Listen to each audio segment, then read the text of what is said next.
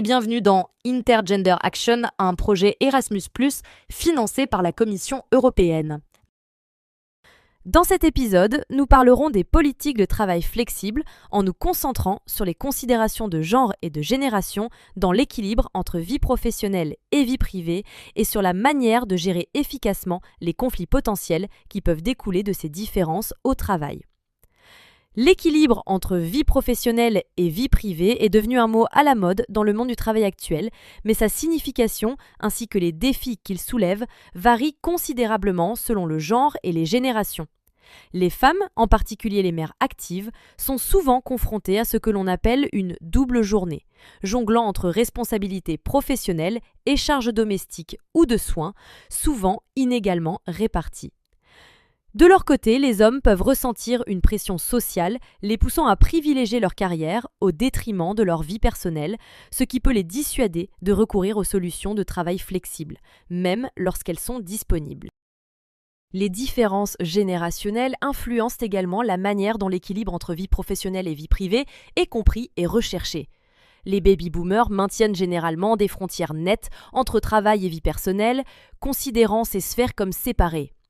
A l'inverse, les milléniaux et la génération Z aspirent souvent à une approche plus intégrée, combinant vie professionnelle et vie privée grâce à des horaires flexibles, au télétravail ou à une communication asynchrone.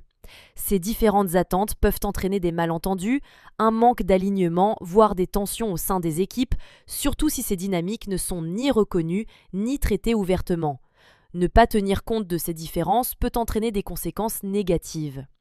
Les femmes peuvent se sentir pénalisées pour avoir recours à des modalités de travail flexibles, ce qui freine leur progression de carrière. Les plus jeunes peuvent se sentir frustrés face à des politiques dépassées ou rigides qui ne correspondent ni à leurs valeurs ni à leur mode de vie. Les collaborateurs plus âgés, quant à eux, peuvent avoir des difficultés à s'adapter aux nouvelles technologies ou à gérer les frontières floues que la flexibilité peut engendrer. À mesure que ces tensions s'intensifient, la cohésion des équipes se détériore et les suppositions sur la disponibilité ou l'engagement deviennent des sources de conflits. À l'inverse, lorsque les organisations reconnaissent et s'adaptent aux différences de genre et de génération, les résultats peuvent être transformateurs. Les entreprises qui proposent des options flexibles adaptées aux différentes étapes de la vie et aux divers rôles de chacun sont mieux armées pour soutenir leurs collaborateurs. Encourager des conversations ouvertes sur l'équilibre entre vie professionnelle et vie privée permet de réduire les stigmates et favorise la compréhension. Former les managers à identifier et à prendre en compte les attentes diverses leur donne les moyens de répondre efficacement aux besoins de leurs équipes. Mais surtout, promouvoir une culture où l'équilibre entre vie pro et vie perso est perçu comme un droit universel et non comme un privilège, crée une base pour l'équité et l'inclusion. Lorsqu'on néglige ces considérations, les risques se multiplient. Les inégalités de genre s'aggravent car les femmes supportent la charge disproportionnée de l'équilibre entre le travail et la maison sans bénéficier d'un soutien adéquat. Les jeunes employés peuvent se sentir négligés ou démotivés, ce qui accentue les risques de départ. Les travailleurs plus âgés peuvent se sentir isolés ou forcés de s'adapter sans les ressources nécessaires, ce qui nuit à leur morale et à leur fidélisation. À long terme, l'organisation risque de perdre des talents précieux et de ternir sa réputation en tant qu'employeur inclusif.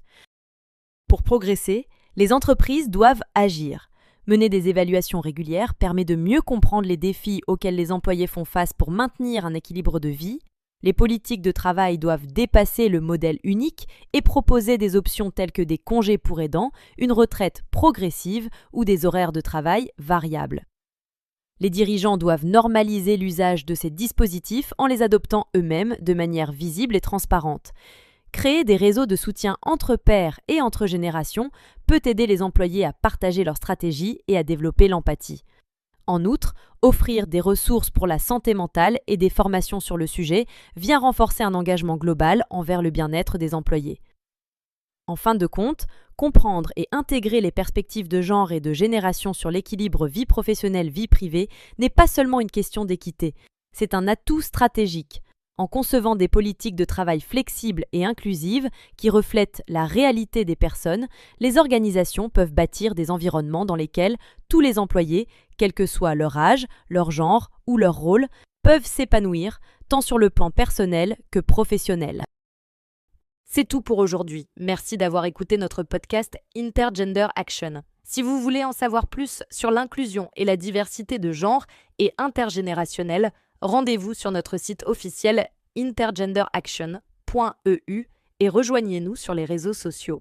Financé par l'Union européenne. Les vues et opinions exprimées n'engagent que leurs auteurs et ne reflètent pas nécessairement celles de l'Union européenne ou de l'agence Erasmus + France, Éducation Formation. Ni l'Union européenne, ni l'autorité chargée de l'octroi ne peuvent en être tenus pour responsables. Ce document est sous licence Creative Commons Attribution, partage dans les mêmes conditions 4.0 international. Pour consulter cette licence, rendez-vous sur le site. Les logos sont exclus de cette licence.